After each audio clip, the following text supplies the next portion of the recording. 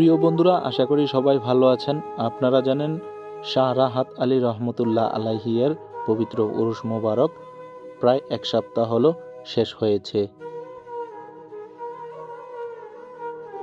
তবে দেশের সার্বিক পরিস্থিতি বিবেচনা করে কিছু দোকানপাট এখনও রয়ে গেছে। বৃহস্পতিবার শাহ রাহাত আলী রহমতুল্লাহ আলাইহিকে ঘিরে বিভিন্ন এলাকা থেকে ভক্ত আশেকান এসে থাকেন। বৃহস্পতিবারকে কেন্দ্র করে বিভিন্ন এলাকা থেকে আগত ভক্ত আশেকানরা মাজার প্রাঙ্গণে ভিড় জমাতে থাকে। তবে হঠাৎ বৃষ্টির কারণে আজ ভক্ত আশেকানের আগমন কিছুটা কম দেখা গিয়েছে।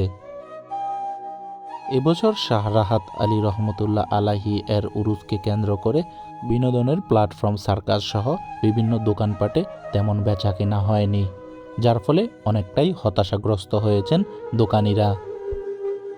সেই সাথে দেশের সার্বিক পরিস্থিতির কারণে দূর দূরান্ত থেকে আগত ভক্ত আশেকানদের তেমন দেখা যায়নি। তো বন্ধুরা, আপনারা সকলেই জানেন শাহ রাহাত আলী রহমতুল্লাহ আলাইহি একজন মুজ্জুবে আউলিয়া, যার কারণে বাঞ্ছারামপুরের মধ্যে সৈফুল্লাকান্দি ইউনিয়ন হয়েছে আলোকিত। প্রতিদিনই শাহ রাহাত আলী রহমতুল্লাহ আলাইহিকে কেন্দ্র করে সৈফুল্লাকান্দি বাজারে বিভিন্ন এলাকা থেকে সাধারণ মানুষদের আগমন ঘটে, যার কারণে সৈফুল্লাকান্দি ইউনিয়ন হয়েছে আলোকিত এবং একটি ব্যবসায়ী নগরী। শাহ রাহাত আলী রহমতুল্লাহ আলাইহির উসিলায় এই বাজারের ব্যবসায়ীগণ সুনামের সাথে ব্যবসা বাণিজ্য পরিচালনা করে যাচ্ছেন দীর্ঘ বছর ধরে।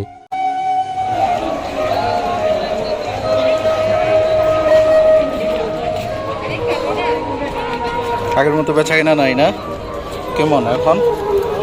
একেবারেই বেচা কেনা হয় না? আপনি আসছেন কোথা থেকে? নরসিংদী।